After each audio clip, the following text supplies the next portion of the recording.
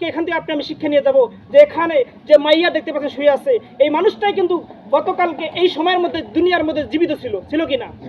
এখানে আলোচনা করার জায়গা না, তারপর দুই একটা কথা বলি, যেহেতু আমরা এখানে অনেকেই একত্রিত হয়েছি, তাই না?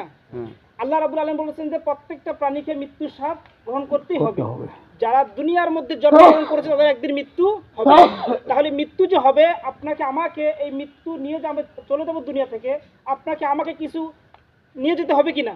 যেতে হবে। দুনিয়ার মধ্যে আমি আসলাম, আসার পরে আপনি বিয়ে শাদী করলেন, সন্তান হলো, আপনি যদি সন্তানদেরকে স্ত্রীকে খাবার দিতে না পারেন, আপনার যদি কিছু আয় করতে না পারেন, যদি আপনি ঘরের মধ্যে বসে থাকেন, তাহলে আপনার বাবার কাছে আপনি খারাপ হয়ে যাবেন, আপনার স্ত্রীর কাছে খারাপ হয়ে যাবেন, আপনার সন্তানের কাছেও খারাপ হয়ে যাবেন কিনা?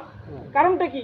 আপনার সন্তানদেরকে খাবার দিতে পারছে না 3 বেলা, আপনার সন্তানের যে প্রয়োজন জিনিসগুলো এগুলো দিতে পারতেছেন না, এই জন্য তারা কিন্তু দুনিয়ার মধ্যে আপনার প্রতি অসন্তুষ্ট হয়ে যাবে, হবে কিনা?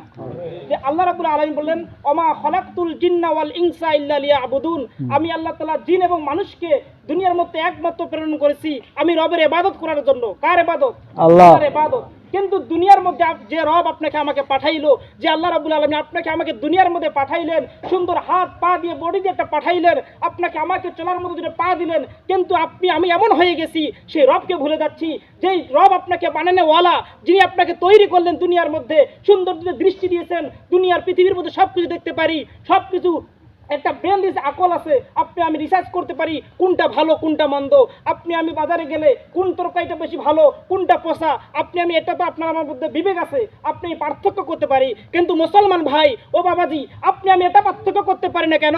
কোনটা ভালো কাজ? নামাজ পড়লে আমি জান্নাতের দিকে যাব, আর আমি গুনাহের কাজ করতেছি, আযান দিচ্ছে, মসজিদের সামনে দিয়ে হেঁটে চলে যাচ্তেছি, নামাজ পড়তেছি না।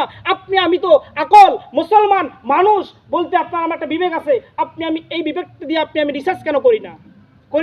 করি না। যদি আজ আমরা মুসলমান যে রিসার্চ করতাম, যদি আমি চিন্তা করতাম যে এটা ভালো কাজ, পার্থক্য করতে পারতাম, তাহলে আজ মসজিদের মধ্যে জায়গা হইতো না। কিন্তু দুঃখজনক বিষয়, আমাদের মাঝে মানুষের অভাব নাই, মসজিদ পাকা হচ্ছে, কিন্তু নামাজি দিন দিন ইমানদার কমে যাচ্ছে, নামাজি কমে যাচ্ছে। এই জন্য এখান থেকে একটা বার্তা নেব। 1 নম্বর, আপনাকে আমাকে, আপনি যেখানে গুনাহ করেন না কেন, ঘরের ভিতরে করেন, বন জঙ্গলে করেন, দেখে কে? আল্লাহ। কোন মুসলমান যদি তার হৃদয়ের মধ্যে রাখে যে আমি কি করতেছি, খারাপ কাজ করতেছি, যেখানেই করি না কেন, গভীর অন্ধকারেও করি না কেন, আমার রব দেখে, তাহলে ওই বান্দা কখনো গুনাহ করতে পারে না। কারণ কোন কোম্পানির মধ্যে যখন চাকরি করেন, মালিক থাকা অবস্থা দেখবেন কর্মচারী কাজ কিন্তু ভালোভাবে করে, কোনো ফাঁকি দেয় না। আমি যদি মনে করি আমার রব, আমার মালিক দেখতেছে, তাহলে আমিও খারাপ কাজ করতে পারবো না। 2 নম্বর বার্তা হচ্ছে, ছিল কি না? ছিল। কিন্তু আজ এই মুহূর্তে সে কিন্তু আপনার আমার কাছ থেকে বিদায় নিয়ে চলে গেলেন। আজকে চলে গেলেনি, আগামীকাল আমি যাব না, কোনো